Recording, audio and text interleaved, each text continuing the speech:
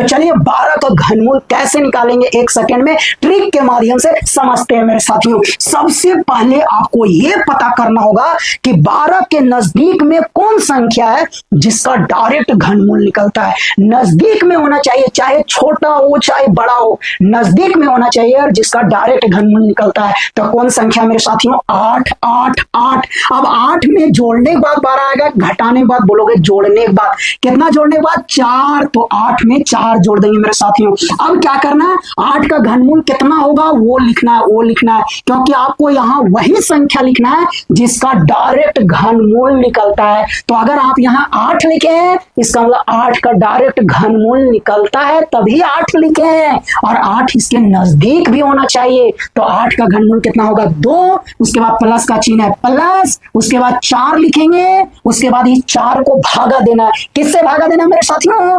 3 के साथ गुना करके। कौन संख्या को गुना करेंगे? यहां वाला संख्या के स्क्वायर करके गुना करेंगे। तो यहां वाला संख्या कितना है? 2। तो 2 का स्क्वायर करेंगे और जो आएगा उसको 3 के साथ गुना करेंगे। फिर नीचे जो आएगा उसी से 4 में भागा देना है। ये 4 कहां से आया? यहां से आया मेरे साथियों। बात समझ गए? चलिए जी हल कीजिए। 2 का स्क्वायर 4, 4 4 कट गया 1/3। 1 में 3 से भागा दीजिए मेरे साथियों, 0.33 आएगा। 2 में 0.33 को जोड़िए, 2.33 आएगा मेरे साथियों। 12 का घनमूल निकल गया कितना? 2.33 मेरे साथियों। चलिए 15 का घनमूल निकालते हैं मेरे साथियों। 15 के नजदीक में कौन संख्या है जिसका डायरेक्ट घनमूल निकल जाता है मेरे साथियों? तो कौन संख्या है? 8 है। कौन है? 8 है। 8 में जोड़ेंगे कितना कि 15 आएगा? 7 मेरे साथियों। चलिए अब 8 का घनमूल कितना था? 2 लिखेंगे मेरे साथियों। उसके बाद 7 लिखना है। 7 को भागा देना है। किससे भागा देना है? 3 गुना यहां वाला संख्या के स्क्वायर करके मेरे साथियों।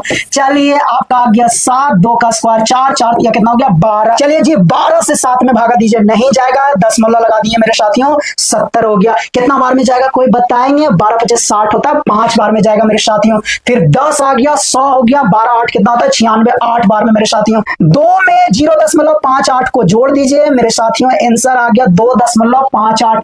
चलिए अब हम लोग 24 का घनमूल निकालते हैं। 24 का मेरे साथियों, 24 के नजदीक में कौन संख्या है जिसका डायरेक्ट घनमूल निकल जाता है? बोलोगे 27। 27 में कितना घटाएंगे? 24 आएगा 3। चलिए 27 का घनमूल का आंसर कितना होता है मेरे साथियों? 3। फिर -3, इसको भागा देना किससे? 3 गुना यहां वाला संख्या के स्क्वायर से 3 कट गया मेरे साथियों। कितना आ गया? 1/9। चलिए भागा दीजिए, नहीं जाएगा, दशमलव लगाएंगे, 10 हो गया एक बार में, फिर 10 हो गया एक बार में। चलिए 3 में 0.11 को घटा दीजिए, 10 में से 1 गया 9, 9 में से 1 गया 8, 2 में से 0 गया, कितना बचा मेरे साथियों? 2। तो आंसर हो गया 2.8।